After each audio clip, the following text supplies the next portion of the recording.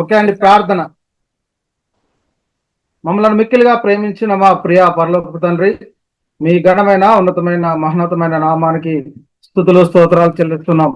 అవును దేవా, ఇప్పటి వరకు మీ కృపాస్తులను మమ్మల్ని భద్రపరిచి కాచి కాపాడిన విధానానికి మీకే కృతజ్ఞత స్తుతులు స్తోత్రాలు. తండ్రి, ఈ రాత్రి కాల సమయంలో దేవా విశ్వాసంలో కూడుకున్న భాగ్యాన్ని మాకు అందరికీ అనుగ్రహించారు. అందును బట్టి మీ కృతజ్ఞతాస్తుతులు స్తోత్రాలు చెల్లిస్తున్నాం. తండ్రి, మీరు మాకు ఇచ్చిన పరిశుద్ధ గ్రంథంలో నుంచి దేవా కొన్ని వాక్యాలు మేము పరిశీలిస్తుండగా మీ ఆత్మ జ్ఞానాన్ని అనుగ్రహించండి. ఆత్మ సంబంధమైన సంగతులు, ఆత్మ సంబంధమైన సంగతులతో ద్వారా మహిమ ప్రభావాలు పొందుకోమని ముందున్న సమయం అంతా మీ చేతులకు అప్పచెప్తే ప్రార్థన మీ ప్రియ కుమారుడు మా ప్రభువును రక్షకుడైన యేసుక్రీస్తు వారి పరిశుద్ధమైన నామంలో ప్రార్థన అడిగి వేడుకుంటున్నాను. పరలోకమందున మా కన్న తండ్రి, ఆమేన్. ప్రభు నందు ప్రియ పరిశుద్ధ దేవుని కుమారులారా, దేవుని కుమార్తెలారా, మీ అందరికీ మన ప్రభును రక్షకుడైన యేసుక్రీస్తు వారి పరిశుద్ధమైన నామంలో వందనములు, శుభములు. మన ప్రభును రక్షకుడైన యేసుక్రీస్తు వారి పరిశుద్ధమైన నామంలో కృతజ్ఞతాస్తుతులు స్తోత్రములు. మరి సంఘానికి వచ్చినటువంటి మనం అందరం ఎలా ఉన్నామండి? అందరూ ఆనందంగా సంతోషంగా ఉన్నారా? మరి ఎందుకు మనం ఆనందంగా సంతోషంగా ఉండాలంటే ఇప్పుడు మనం ఎక్కడ కూడి ఉన్నామండి?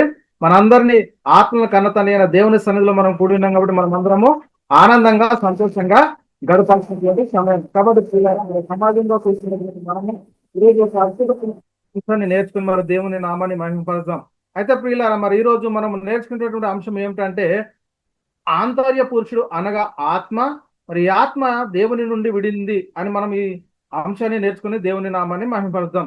ఆంతర్య పురుషుడు అనగా ఆత్మ దేవుని నుండి విడిన వారు అనేటువంటి అంశాన్ని మనము దేవుని నామాన్ని మహిమపరుద్దాం. అయితే ప్రియులారా, ఈ అంశాన్ని నేర్చుకుంటానికి ముందు అయితే మనం గుర్తించుకోవాల్సింది ఏంటంటే నేను, మనము అంటే ఎవరము అనేది మనకు మొదట అర్థం అవ్వాల్సినటువంటి పరిస్థితి ఎంతైనా ఉంది. అయితే మనిషి ఇద్దరు పురుషుల కలయిక. అంటే బాహ్య పురుషుడు అంటేనేమో శరీరము, ఆత్మ. అంటే పిల్లలు మరి బాహ్య పురుషుడు ఎక్కడి నుంచి వచ్చాడు, ఈ ఆంతర్య పురుషుడు ఎక్కడి నుంచి వచ్చాడు అనేది మనం మొట్టమొదట గుర్తించుకోవాలి. మొదట నేను అంటే ఎవరు అనేది మన ప్రశ్న. అంటే నేను అంటే ఆత్మలము. అంటే ఈ ఆత్మ ఎక్కడి నుండి విడింది, అంటే ఎవరిలో నుండి విడిపోయింది అనేది మనకు మొదట అర్థం అవసరం ఎంతైనా ఉంది. అయితే పిల్లలు చాలా మంది నేను అని అంటే ఈ బాహ్య రూపమే అనుకుంటున్నాం. మనం అద్దం ముందుకు వెళ్ళి చూసుకుంటే కనబడేటటువంటి బాహ్య రూపాన్నే నేను, మనం అని అనుకుంటారు. కానీ అసలు మరి నేను అంటే ఎవరు అని అంటే నేను అంటే ఆత్మ. కాబట్టి ఇప్పుడు ఆంతర్య పురుషుడు అనగా ఆత్మ. మరి ఆత్మ ఎక్కడి నుండి విడినవాడు అంటే దేవుని నుండి విడినవాడన మొత్తం మనము గుర్తించినటువంటి అవసరం ఎంతైనా ఉంది. అయితే ప్రియులారా, ఇది నిజమేనా? లేఖన భాగం అలా చెప్తుందా? ఆంతర్య పురుషుడు అంటే ఆత్మ, ఈ ఆత్మ మరి దేవునిలో నుండి విడింది అని మనకు నిజంగా లేఖనాలు ఉన్నాయంటే అవును ప్రియులారా, మనం లేఖనాలను బట్టి దేవుని నామాన్ని మహిమపరుద్దాం. చూద్దాం. చూడండి ప్రియులారా, ఇక్కడ అందరికి తండ్రి అయిన దేవుడు ఒక్కడే. ఆయన అందరికి పైగా ఉన్నవాడై అందరిలోనూ వ్యాపించి ఉన్నాడట. ఏంటండి? తండ్రి అయిన దేవుడు అందరికి పైగా ఉన్నవాడై అందరిలో వ్యాపించి ఉన్నాడంటే ఎవరుంటే అంత అందరము అంటే మన అందరిలో ఏముంది అంటే ఈ ఆత్మ ఎక్కడి నుండి విడింది అంటే దేవునిలో నుండి విడినటువంటి ఆత్మ అని ఇక్కడ మనకి ఎఫెసీయులకు రాసిన పత్రిక 4వ అధ్యాయం 6వ వచనంలో మనం పరిశీలిస్తే అందరికి తండ్రి అయిన దేవుడు ఒక్కడే, ఆయన అందరికి పైగా ఉన్నవాడే అందరిలోనూ వ్యాపించి ఉన్నాడు అని ఇక్కడ మనకు చాలా స్పష్టంగా మనకు అర్థమవుతుంది. అందరిలో వ్యాపించి ఉన్నాడు. అందరిలో వ్యాపించి ఉన్నాడు అంటే ఆత్మగా ఉన్నాడు అని మనం మొట్టమొదట గుర్తించుకోవాల్సినటువంటి అవసరం ఎంతైనా ఉంది. అయితే పిల్లరా, ఇంకా మనం చాలా అద్భుతమైనటువంటి సత్యాన్ని గ్రహిస్తే ఇక్కడ యోబు గారు ఒక మాట చెప్తున్నాడండి. యోబు గారు ఏమంటున్నాడంటే ఆయన తన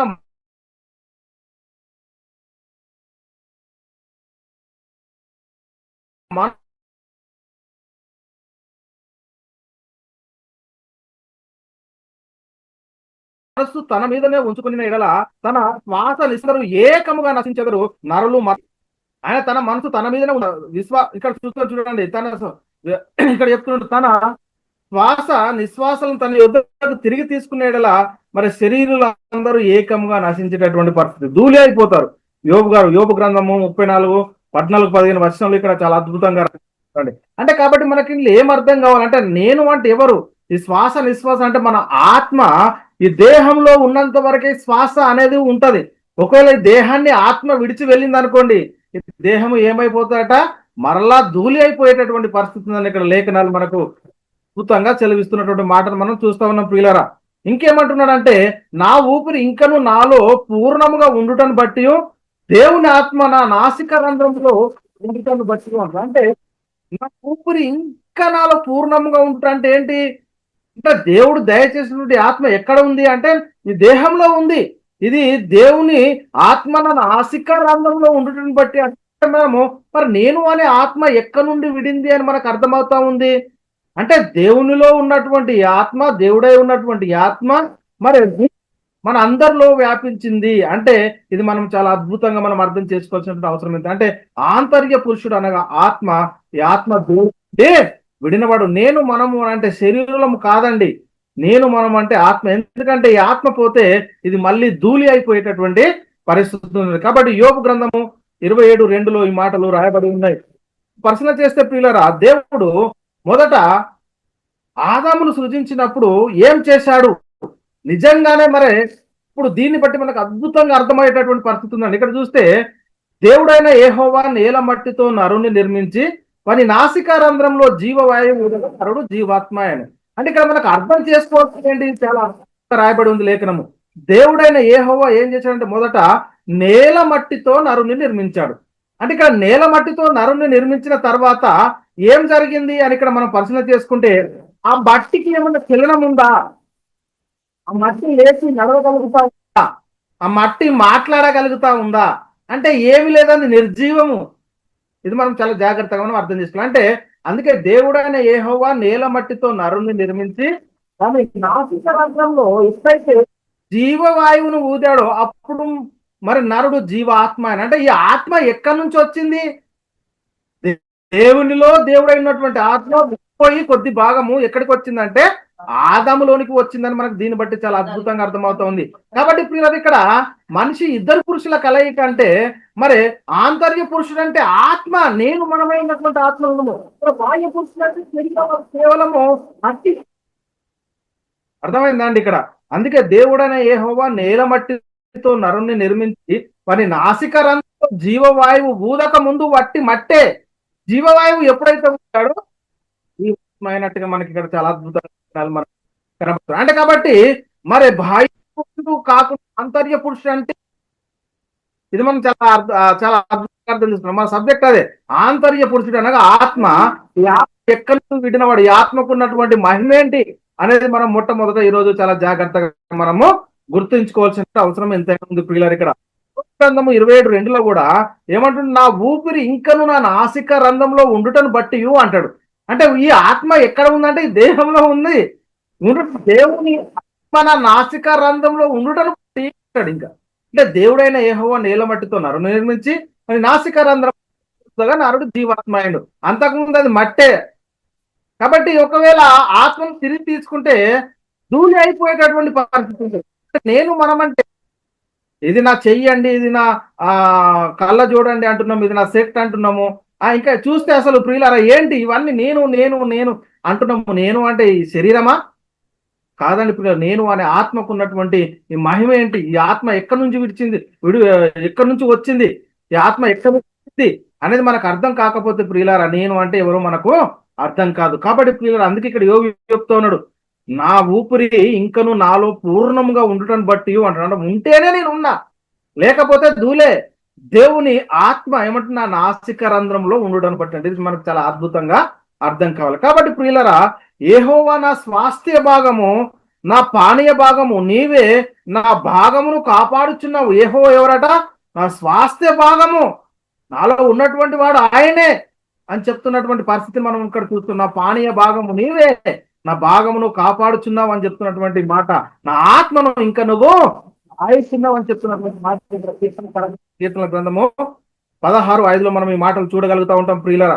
కాబట్టి ఇంకా మనం పరిశీలన చేస్తే యెహోవా నీవే నా భాగము, నీ వాక్యములో అనుసరించి నడుచుకుంటున్నానని నేను నిశ్చయించుకుంటున్నాను అంటున్నాడు. యెహోవా నీవే నా భాగము అంటే ఈ భాగము ఎక్కడి నుండి విడింది, ఈ ఆత్మ ఎక్కడి నుండి వచ్చింది అనేది మనకు అర్థం కావాలి. అంటే భాగము అంటే ఏంటి? ఇక్కడ ఏంటి భాగము అంటే ఆ దేవుడై ఉన్నటువంటి కొద్ది భాగము విడిని మనం ఈ లోకంలోనికి వచ్చాము. అదే భాగం అంటున్నా. అంటే యెహోవా నీవే నా భాగము, నీ వాక్యాలను అనుసరించి నడుచుకునినందున నిశ్చయించుకొనిచున్నాను అని చెప్తున్నటువంటి మాటను మనం ఇక్కడ చూస్తాం. అంటే మనం భాగము ఆయనలో నుండి విడినటువంటి వారము.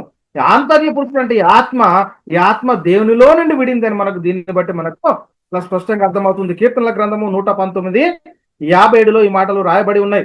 ఇంకా మనం పరిశీలన చేస్తే ప్రియులారా, దేవుని ఆత్మ నన్ను సృజించెను, సర్వశక్తిని యొక్క శ్వాసకు జీవమునిచ్చెను అంటాడు. అంటే దేవుని ఆత్మ నన్ను సృజించింది అంటే ఇక్కడ మనకి ఏం అర్థం కావాలి? దేవుడైన యెహోవా నేల మట్టితో నరుణ్ణి నిర్మించాడు అని నాసిక రంధ్రంలో జీవవాయువు ఊదినప్పుడు నరుడు జీవాత్మయాడు. అంతకుముందు మట్టి బొమ్మే, ఏమి చలనం లేదు. ఇప్పటికి కూడా మనం పరిశీలన చేస్తే దేహం నుండి ఆత్మ వెళ్ళిపోయిన తర్వాత ఇది శవమే, ఎవరికి కూడా పనికిరాదు. కాబట్టి పిల్లలు ఒకసారి ఆలోచన చేయండి. నేను మనమై ఉన్నటువంటి ఇది ఎవరు అంటే ఆత్మలము. కానీ ఈరోజు మనము నేను అనంటే ఇది నాదండి నాదండి నాదని అంటాం. నీదంటే ఏది?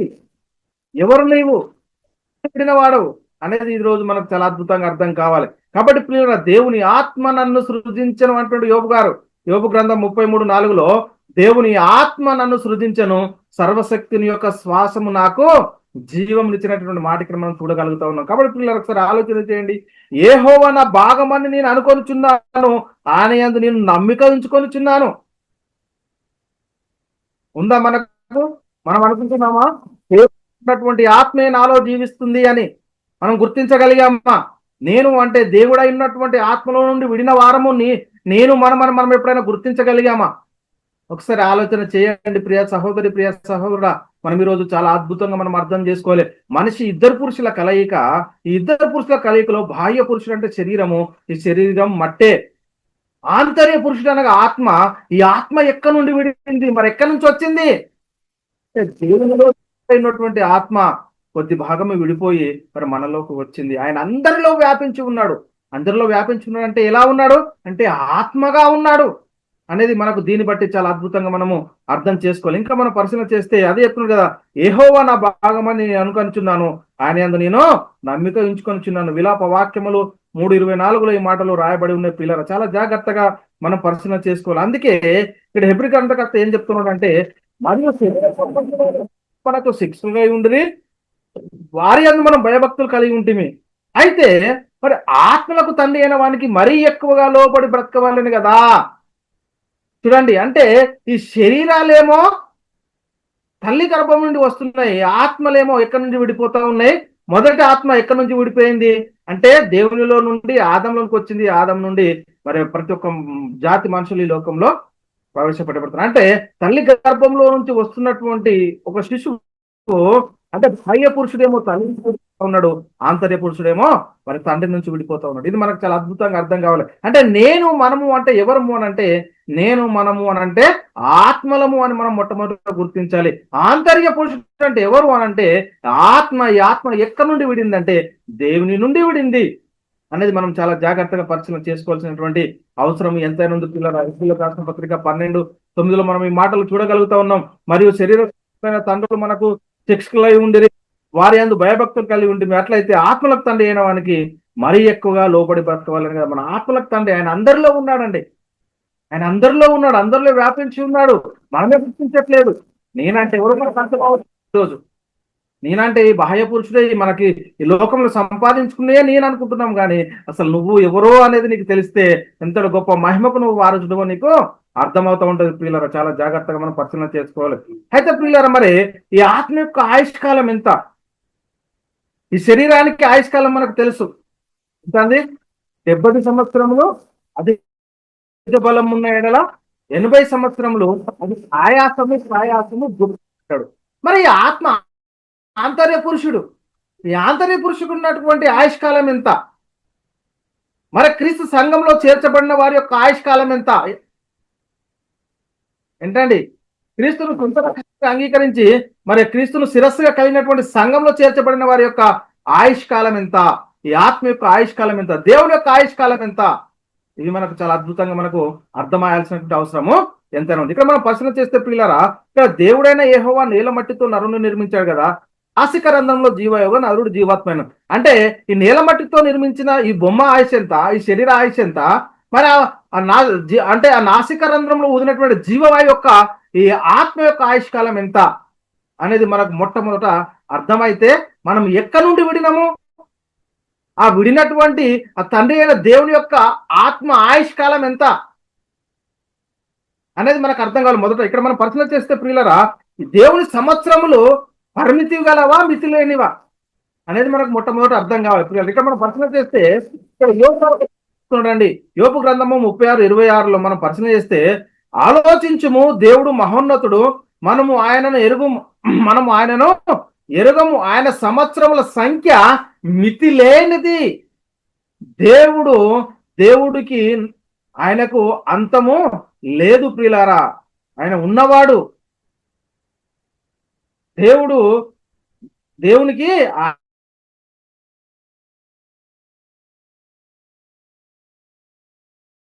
ఆయుష్కాలం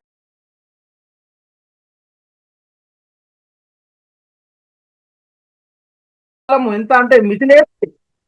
చూడండి, ఆయనకు మరణము కానీ అంతనము కానీ, ఆయన జీవించేవాడు. చూడండి పిల్లలు, ఎంత ఆయన ఎరుగము, ఆయన సంవత్సరముల సంఖ్య ఏంటంట మితి లేనిది. ఆయన సంవత్సరముల సంఖ్య మితి లేని పరిస్థితి. అయితే పిల్లలు, మరి సంఘంలో చేర్చబడిన వారి యొక్క ఆత్మ యొక్క సమయం ఎంత, వారి యొక్క మహిమ ఎంత అనేది ఇక్కడ మనం పరిశీలన చేస్తే, ఇక్కడ యోహాను సువార్త 2:20లో మనం పరిశీలన చేస్తే, నిత్య జీవము అనుగ్రహిస్తున్నది ఆయన తానే మనకు చేసినటువంటి వాగ్దానం. అయితే ఎవరైతే క్రీస్తును సొంత రక్షకునిగా అంగీకరిస్తున్నారో, ఎవరైతే యేసుక్రీస్తు దేవుని కుమారుడు, యేసుక్రీస్తు ప్రభువు, యేసుక్రీస్తు రక్షకుడు, యేసుక్రీస్తు ద్వారా పాప రక్షణ, నిత్య జీవము, పరలోకము అని నమ్మి విశ్వసించి మారు మనసు పొంది పశ్చాత్తాపడి యేసుక్రీస్తు నామంలో బాప్తిసం తీసుకొని సంఘంలో చేర్చబడి ఎవరైతే క్రీస్తును హత్తుకొని జీవిస్తూ ఉన్నారో, ఎవరైతే క్రీస్తు చేసే ముఖ్యమైన మూలగా అపోస్తులు ప్రాప్తులు వేసిన పునాదిలో ఎవరైతే కట్టబడతా ఉన్నారో, వారి యొక్క ఆత్మ యొక్క విలువ ఎంత, వారి యొక్క ఆత్మ యొక్క సంవత్సరములు ఎంత? దేవుడు ఏం చెప్తున్నాడు? నిత్య జీవము అనుగ్రహిస్తానన్నది ఆయన తానే మనకు చేసినటువంటి వాగ్దానం. అయితే క్రీస్తుని ఎవరైతే అనుగ్రహిస్తారో వారికి నిత్య జీవము. చేస్తే, నేను ఇలాగ మనవి చేసి తిని, నా దేవా, నా దినముల మధ్యను నన్ను కొనిపోకుము, నీ సంవత్సరములు తరతరములు ఉండును. ఏంటండి? దేవుని సంవత్సరంలో తరతరములు ఉండేటటువంటిది. మరి దేవుని కుమారుని యందు విశ్వాసం ఉంచిన వారి యొక్క ఆత్మ యొక్క సంవత్సరములు ఎంత? అవి కూడా దేవుడు ఉన్నంత కాలము. దేవునికి ఎలాగైతే మితి లేదో, ఎలాగైతే ఆయన తరతరము ఉండేవాడో, నేను మనమై ఉన్నటువంటి ఆత్మలను మనం ప్రతిపించుకుంటున్నాము. ఎక్కడంటే క్రీస్తు నామంలో బాప్తిసం తీసుకోవడం ద్వారా. ఎక్కడ చెప్తున్నటువంటి మాట ఏంటంటే, దేవుని కుమారుని నామందు విశ్వాసం ఉంచు మీరు నిత్య జీవం గల వారని తెలుసుకున్నట్లు నేను ఈ సంగతులు మీకు వ్రాయిచున్నాను అంటాడు. యోహాను గారు రాసిన మొదటి పత్రిక 5:12. అయితే ఎవరైతే క్రీస్తును శిరస్సుగా కలిగినటువంటి సంఘంలో చేర్చబడతా ఉన్నారో వారు నిత్య జీవం గలవారు. తండ్రి అయితే ఎలాగైతే నిత్యుడో అలాగే మనము కూడా నిత్య జీవం గలవారమని మనకు లేఖనాలు చెలవిస్తా ఉన్నట్టు చాలా జాగ్రత్తగా. అంటే మనమై ఉన్నటువంటి ఆత్మ యొక్క మహిమ ఏంటి అనేది మనకు మొట్టమొదట అర్థం కావాల్సినటువంటి అవసరం ఎంతైనా ఉంది ప్రియులారా. ఇక్కడ నీవు ఏకవాడవు, ఈ సంవత్సరములకు అంతము లేదు.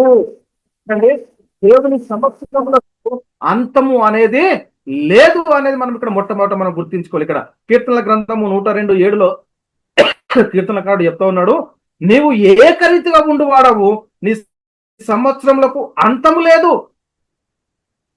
చూడండి, దేవుడికి అంతం ఉందా?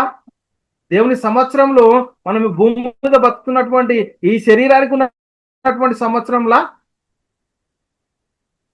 మనమై ఉన్నటువంటి ఆత్మ ఎప్పటిది అనునిత్యము బ్రతికేది. ఈ ఆత్మకు నాశనం లేదు.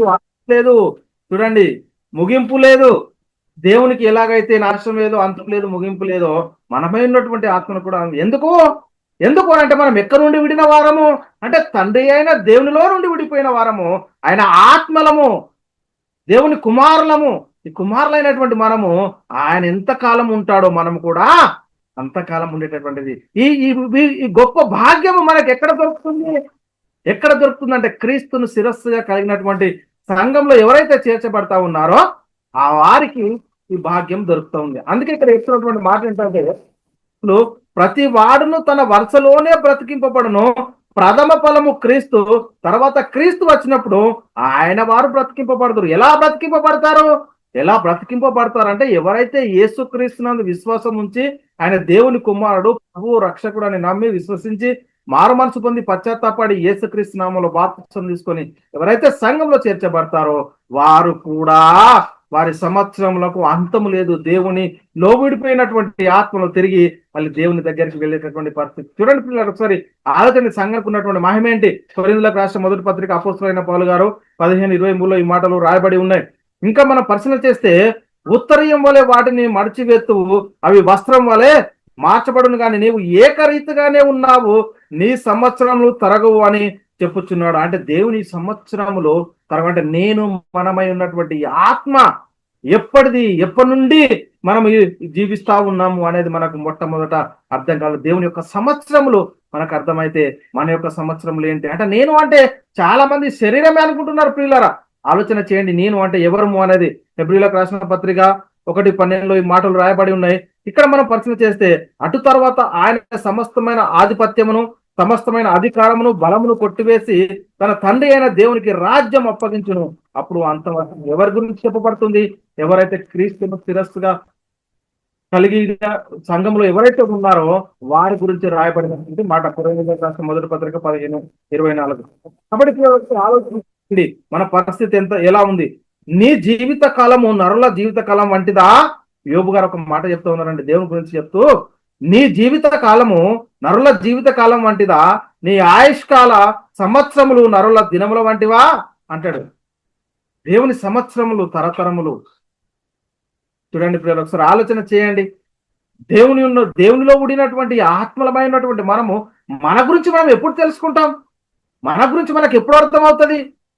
ఎంతకాలము ఎప్పుడు చూసినా నాది నాది, నా శరీరం నా శరీరం, దీనికోసమే మనం ప్రయాసపడుతున్నాం. కానీ అసలు నేను మనమైనటువంటి ఆత్మ కోసం మనం ఎంత మట్టు గ్రహించగలుగుతున్నాము అనేది మనం మొట్టమొదట గుర్తించాల్సినటువంటి పరిస్థితి ఉంది. కాబట్టి ప్రియులరా, ఆ మీదట సజీవులమై నిలిచి ఉండి మనము వారితో కూడా ఏకముగా ఎప్పుడు క్రీస్తు రెండో రాకడలో జరిగేటటువంటి పరిస్థితి గురించి చెప్తా ఉన్నాడు. ఇక్కడ అపోస్తలుడైన పౌలు గారు తెస్సలోనికలకు రాసిన మొదటి పత్రిక 4:17 ఆ మీదట సజీవులమై నిలిచి ఉండి మనము వారితో కూడా ఏకంగా ప్రభువులు ఎదుర్కొంటూ ఆకాశ మండలములకు మేఘముల మీద కొనిపోబడుతుంది కాగా మనము సదాకాలము అక్కడ ప్రభుత్వం వెళ్ళేటటువంటి.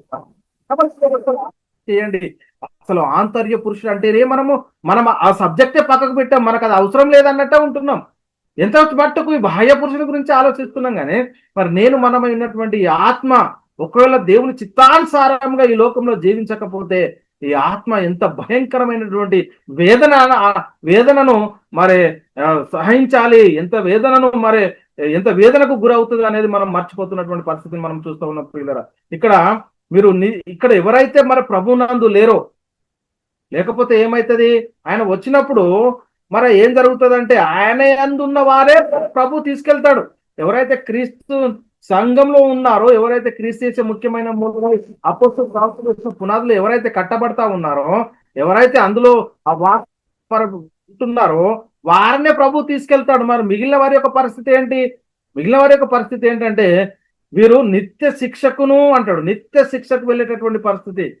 నిత్య శిక్షకు, మరి నీతిమంతులు నిత్య జీవమునకు పోయేటటువంటి పరిస్థితి.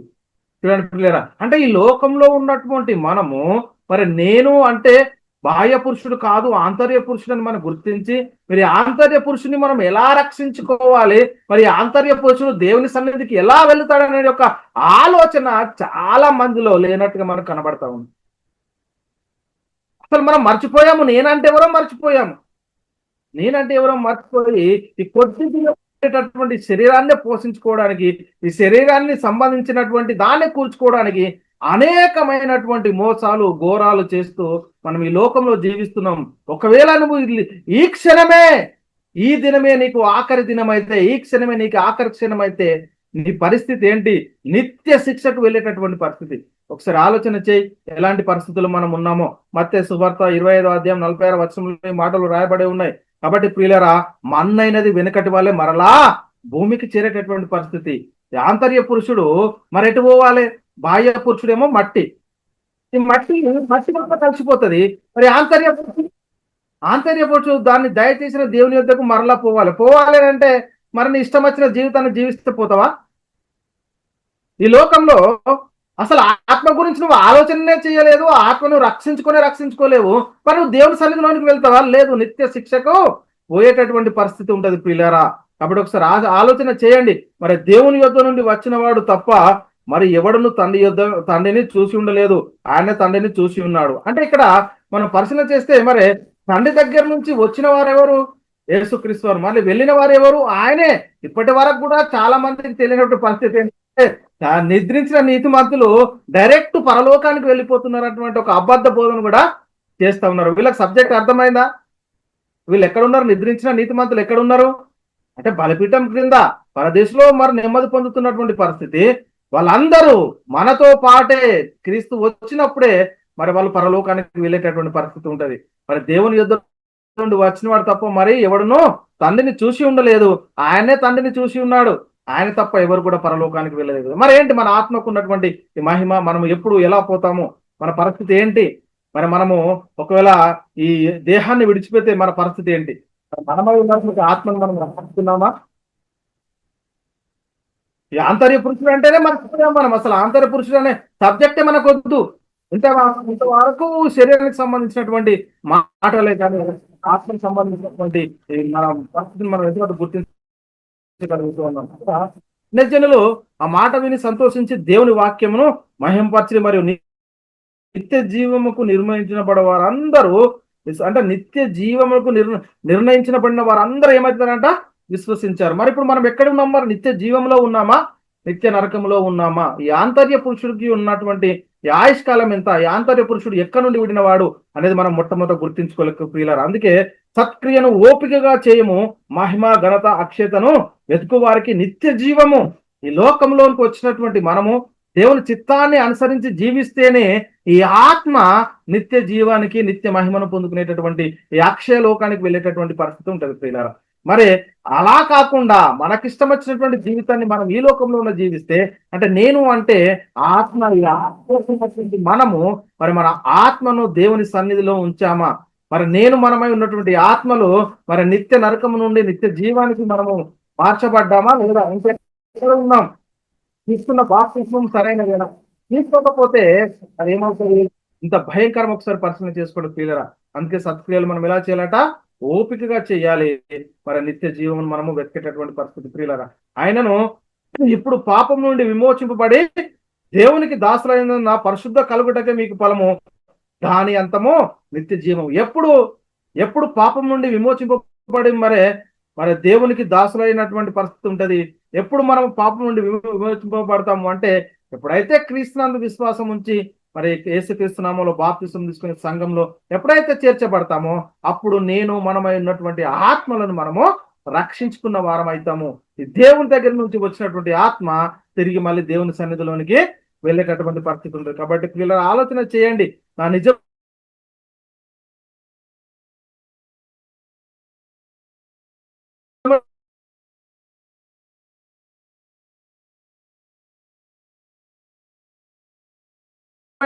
కుమారుడు తీర్పుకు శుభమని చెప్పి వ్రాయినది. ఆ నిత్య జీవమును అబద్ధు మన రక్షకుడైన దేవుని ఆజ్ఞ ప్రకారం వాక్యమును యుక్త కాలం అందు బయలుపరచను. ఆజ్ఞ ప్రకారంగా ఉందా లేదా? ఈరోజు బాప్తిసము ఆజ్ఞ కింద వచ్చిందన్న సంగతి చాలా మంది బోధకులకు తెలియదు. బాప్తిసం ఎప్పుడు ఆజ్ఞ కింద వచ్చిందో అనేదే తెలియదు చాలా. బాప్తిసం ఎప్పుడు ఆజ్ఞ కింద వచ్చిందో తెలియదు, నామంలో బాప్తిస్మం ఇవ్వాలో తెలియదు. అలాంటి భయంకరమైన పరిస్థితిలో ఉన్నారు. చూడండి ప్రియులరా. అంటే మన రక్షకుడైన దేవుని ఆజ్ఞ ప్రకారము నాకు అప్పగింపబడిన సువార్త ప్రకటన వలన తన వాక్యంను యుక్త కాలం అందు బయలుపరిచాడు. కాబట్టి ప్రియులరా ఆలోచన చేయండి. మన అమ్మాయి ఉన్నటువంటి ఆత్మకు ఉన్నటువంటి పరిస్థితి. మరి రక్షణ పొందకుండా ఒకవేళ నువ్వు చనిపోతే వారి ఆత్మలు ఎక్కడ ఉంటాయండి? నరకంలో నిత్యము కాలుతూ ఉన్నటువంటి పరిస్థితి. అక్కడ ఎలా ఉంటుందంటే పరిస్థితి, వాటి పురుగు చావదు, అగ్ని ఆరిపోదనేటటువంటి విషయాన్ని మనం గుర్తించుకోవాలి. మనం ఆలోచన చేయాలి. అసలు నేను అంటే ఎవరు అనేది ఒక ప్రశ్న ఈరోజు చాలా మందిలో రావట్లేదండి. నేను అంటే ఎవరు అనేదే మర్చిపోయారు. ఇంత మటుకు శరీరాన్ని సంరక్షించుకోవడానికి, ఈ శరీరాన్ని పోషించుకోవడానికి దీనికోసమే ఆలోచించడం బాహ్య పురుషుని కోసమే తప్ప మరి ఆంతర్య పురుషుని కోసం ఆలోచించింది. ఆంతర్య పురుషుని ఆత్మ ఎక్కడి నుండి విడింది? అసలు నా మహిమకు, నా ఆత్మకు ఉన్నటువంటి మహిమ ఏంటి? అసలు నేను ఎవరు? నేను ఎక్కడి నుంచి లోకానికి వచ్చాను? మళ్ళీ తిరిగి ఎక్కడికి నేను వెళ్ళాలి అనేటువంటి ఒక ఆలోచన, స్పృహ అనేది చాలా మందిలో లేనట్టుగా మనకు కనబడతా ఉంది. ఒకసారి ఆలోచన చేయండి. ఒకటి ఆలోచన, మనం క్రీస్తులో లేకపోతే, యేసు సంఘానికి ఇచ్చినటువంటి ఆజ్ఞ ప్రకారము యేసుక్రీస్తు నామంలో బాప్తిసం తీసుకొనకపోతే మన యొక్క పరిస్థితి ఏంటంటే, వారు ఎలాంటి పరిస్థితుల్లో ఉంటారనేది ఇక్కడ మనకు చెప్తా ఉన్నాడు. వాటి అగ్ని ఆరిపోదు అని చెప్తున్నటువంటి పరిస్థితి ఇక్కడ యుద్ధం. యెషయా గ్రంథము దేవుడు యెషయా ప్రాప్తి ద్వారా మాట్లాడుతున్నాడు. యెషయా గ్రంథము 66:24లో వారు పోయి నా మీద తిరుగుబాటు చేసిన వారి కళేబరములను తేరు చూచెదరు, వాటి పురుగు చావదు, వాటి అగ్ని ఆరిపోదు అని సమస్త శరీరులు హేయులుగా ఆరదు, అగ్ని గుండంలో వాడు పడేటటువంటి పరిస్థితి, నిత్య అగ్నికి పోయేటటువంటి పరిస్థితి ఇక్కడ చెప్తున్నాడు. మత్తయి సువార్త యేసుక్రీస్తు వారు ఒక మాట చెప్తున్నాడు ఇక్కడ మత్తయి సువార్త 25:41లో, అప్పుడు ఆయన ఎడమ వైపున ఉండు వారిని చూసి, చెప్పింపబడిన వారులారా, నన్ను విడిచి అపవాదికిని వాని దూతలకు సిద్ధపరిచిన నిత్య అగ్నిలోనికి పోవడం చెప్తున్నటువంటి పరిస్థితి. మన నిత్య అగ్నిలో ఏముంటది, నరకమున ఏముంటది అంటే వారి పురుగు చాపదు, అగ్ని ఆరదు. ఇక్కడ మార్కు సువార్త 9:48లో చెప్తున్నటువంటి పరిస్థితి. కాబట్టి ఇప్పుడు ఒకసారి ఆలోచన చేయండి, మనమై ఉన్నటువంటి ఆత్మలకు మరి రక్షించుకోవాలంటే ఈ లోకంలో ఉన్నప్పుడు మనం ఏం గుర్తించాలి? లోకంలో ఉన్నప్పుడు అంటే ఈ శరీరంలో ఆత్మ ఇంకా మనము ఉన్నామంటే ఇది దేవుని కృప. ఈ దేవుని కృప మరి దేవుడు అనుకుంటున్నాడు ఎవరు కూడా నశించుట ఆయనకి ఇష్టం లేదు, అందరూ అంతటా మారు మనసు పొంది మరి సత్యం గురించి అనుభవ జ్ఞానం కావాలని దేవుడు ఇచ్చేయించున్నాడు. మరి మనం ఎంతమంది నేను అంటే ఎవరము అంటే మనిషి ఇద్దరు పురుషుల కలయిక. బాహ్య పురుషుడు అంటేనేమో ఆత్మ, క్షమించండి, బాహ్య పురుషుడు అంటేనేమో శరీరము, ఆంతర్య పురుషుడు అంటేనేమో ఆత్మ. ఈ ఆత్మ ఎక్కడి నుండి విడింది, మరి బాహ్య పురుషుడు ఎక్కడి నుంచి విడివబడ్డాడు అనేది మనం మొదట గుర్తిస్తే, మరి ఆంతర్య పురుషుడు అనగా ఆత్మ ఇది ఎక్కడి నుండి విడిపోయిందంటే దేవునిలో ఉన్నటువంటి ఆత్మలముగా ఉన్నటువంటి మనము విడిపోయి కొద్ది భాగము మనం ఈ లోకానికి మళ్ళీ తిరిగి ఎక్కడికి వెళ్ళాలి అంటే దేవుని సన్నిధికి వెళ్ళాలి. అంటే దేవుని సన్నిధికి వెళ్ళాలి అంటే మళ్ళీ మనం ఈ లోకంలో ఎలా జీవించాలి అంటే, ఒకప్పుడు చీకటిలో నుండి తన ఆశ్చర్యకరమైన వెలుగులోనికి మనం పిలిచారు. పిలిచిన వారు జ్ఞాపకం ప్రచురణ చేయాల్సినటువంటి మనము మరి మనకిచ్చినటువంటి పనిని సంపూర్ణంగా నెరవేరుస్తూ ఉన్నామా? అనేక మంది ఆత్మలను రక్షిస్తూ ఉన్నామా? నేను అంటే ఎవరు అని చెప్తా ఉన్నామా? చెప్పి కొద్ది మందిని ఆయన అగ్నిలో నుండి లాగినట్టు లాగుతా ఉన్నామా? మరి చనిపోతే నిత్య నరకంలో ఉన్నటువంటి పరిస్థితిని మనం చూస్తా ఉన్నాం. కాబట్టి ఈ ఆంతర్య పురుషుడు అంటే మనమైనటువంటి ఆత్మలను, ఈ ఆత్మకు ఈ లోక సంబంధంగా శరీరానికి రోగం వస్తే మనం డాక్టర్లను అక్కడికి సంప్రదిస్తున్నాం. కానీ అంటే దేవుడి నుండి విడబడింది ఆంతర్య పురుషుడు అనగా ఆత్మ. కాబట్టి ఆలోచన చేయండి ప్రియుల, మనమైనటువంటి ఆత్మను మనము మరి రక్షించుకున్నామా లేదా, నిత్య జీవానికి వారసులయ్యామా లేదా అని ఒకసారి ఆలోచించి, మరి ఒకవేళ ఎవరైనా ఇంకా ఇప్పటికి కూడా మారు మనసు పొందకపోతే పొంది పశ్చాత్తాపడి యేసుక్రీస్తునామములో బాప్తిసం మనమై ఉన్నటువంటి ఆత్మను రక్షించుకుందాం. మనందరి హృదయంలో నీరు కట్టి ఫలింపజేయను గాక. ఆమేన్. అందరికి వందనములు. దేవునికి స్తోత్రములు.